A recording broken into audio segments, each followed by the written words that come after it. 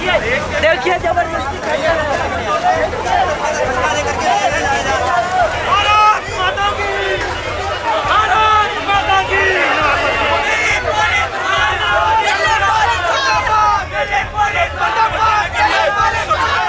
मैं सरकार से मांग करता हूं, दिल्ली के मुख्यमंत्री अरविंद केजरीवाल जी से और देश के प्रधानमंत्री आदरणीय नरेंद्र मोदी जी से, क्या चाहते हैं कि जो हिंदू मुस्लिम करेगा वो जेल की सलाखों में जाएगा या नहीं जाएगा। मैं आपसे पूछना चाहता हूं, देश के गृह मंत्री अमित शाह जी से पूछना चाहता हूं, क्या जो हिंदू मुस्लिम की बात करेगा, दंगा फसाद की बात करेगा, क्या वो जेल में जाएगा या नहीं जाएगा। कि मेरे सामने राम का नाम ले रहा है, मुझे यहाँ से भाग जाना चाहिए।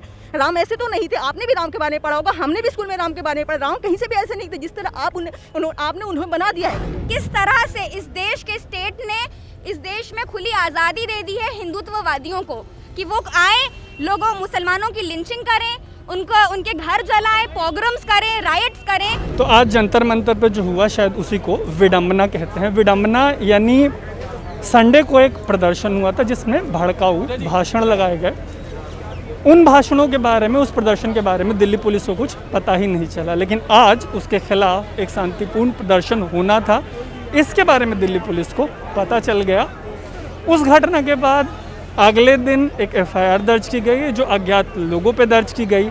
उसके बाद 6 लोगों का पता चला जिसमें एक भाजपा के नेता भी थे, अश्विनी उपाध्याय। लेकिन आज जो प्रदर्शन होना था, जिसके शांतिपूर्ण होने की उम्मीद थी, उसको जंतर मंतर तक पहुंचने ही नहीं दिया गया। लोगों को डिटेन करके गाड़ी में डाला गया और उनको थाने पहुंचा दिया गया। लेकिन उनके जाने से पहले हमने उनसे बातचीत की है, आइए आपको वो बातचीत सुनाते हैं।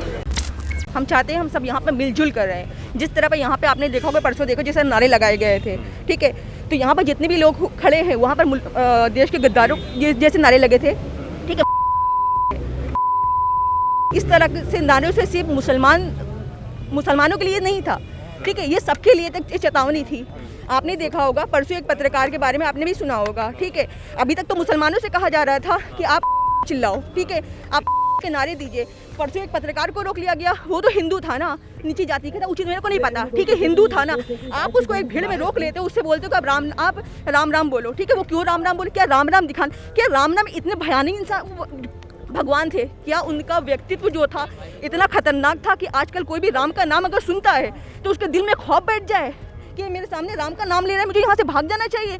राम ऐसे तो नहीं थे, आपने भी राम के बारे में पढ़ा होगा, हमने भी स्कूल में राम के बारे में पढ़ा। राम कहीं से भी ऐसे नहीं थे जिस तरह आपने उन्हें बना दिया है।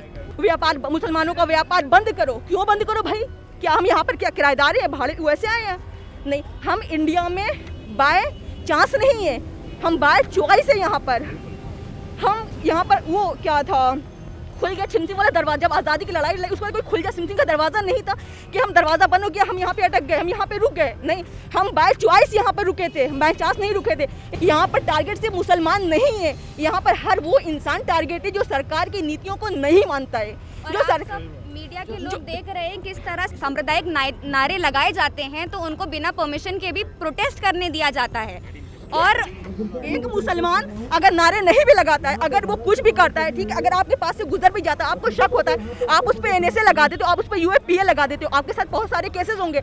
लेकिन जिस तरह परसों यहाँ पर नारे लगाए गए, कितना कुछ हो गया, इन्होंने कितनी बुरी बुरी बातें की, लेकिन उन पर अभी तक कोई एक्शन नहीं लगा। एक कम्युनिटी के लोगों को टारगेट नहीं किया जाएगा। उनकी जिस तरह से लिंचिंग हो रही है, रोज रोज जिस तरह के नारे लगाए जा रहे हैं, वो सिर्फ और सिर्फ इस बात का एक एग्जाम्पल है किस तरह से इस देश के स्टेट ने इस देश में खुली आज़ादी दे दी है हिंदुत्ववादियों को कि वो आए, लोगों मुसलमानों की लिंचिंग करें, उनके घर जलाएं, पोग्राम्स करें, राइट्स करें। और इसके खिलाफ हम अपना प्रदर्शन, अपना विरोध दर्ज कराने आए हैं और हमको परमिशन नहीं दी जा रही है एक पीसफुल प्रोटेस्ट करने के लिए। आप सब मीडिया के लोग इस बात के गवाह हैं कि इस देश में अपना प्रोटेस्ट दर्ज कराना एक कॉन्स्टिट्यूशनल राइट है। जब दिल्ली के अंदर दलित बेटी का रेप होता है, तब ये हिंदूवादी संगठन कहाँ होते हैं?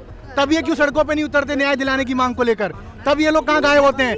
9 साल की बच्ची के साथ रेप हो जाता है, तब ये संगठन कहाँ गायब होते हैं? तब इनका हिंदुत्व का कहाँ एजेंडा कहाँ गायब हो जाता है? दुर्भाग्य तो तब है कि देश के राजधानी दिल्ली पर संसद भवन से 500 मीटर दूरी पर और संसद थाना से 50 मीटर दूरी पर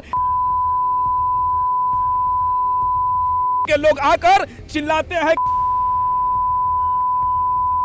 दुर्भाग्य इस बात का है कि दिल्ली पुलिस मुख दर्शक बनकर देख रही है और हम जैसे लोग, अमन पसंद लोग जो देश में हिंदू, मुस्लिम, सिख, ईसाई सबको साथ रखना चाहते हैं, उनको प्रोटेस्ट करने नहीं दिया जा रहा है। हमारा धरना देना, प्रदर्शन करना हमारा मौलिक अधिकार है और हम धरना प्रदर्शन तब तक करेंगे जब तक उन दंगाइयों को, उन आतंकवादियों को एनएसए नहीं लग जाता है, उन पे देशद्रोही जैसी मुकदमा दर्ज नहीं हो जाती है, तब तक हमारा आंदोलन जारी रहेगा।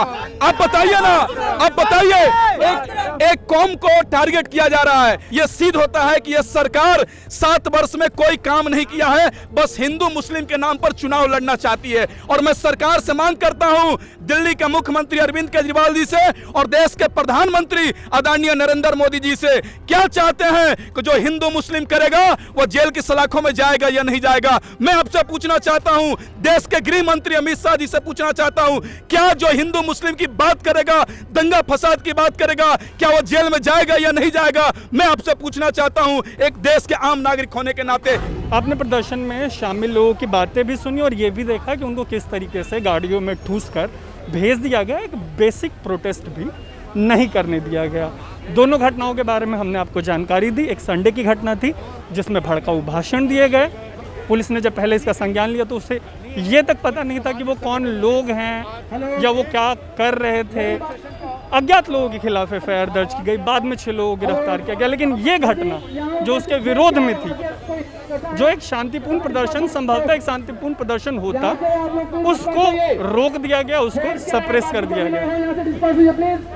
संभव है कि हम आपको पूरी घटना, ये जो 2 घटनाएं हैं, उनकी एक बेटर अंडरस्टैंडिंग दे पाए होंगे। आप देख रहे हैं अनकट, मेरा नाम है तरुण। 144 लोग हुए हैं, यहाँ इकट्ठा होना अलाउड नहीं।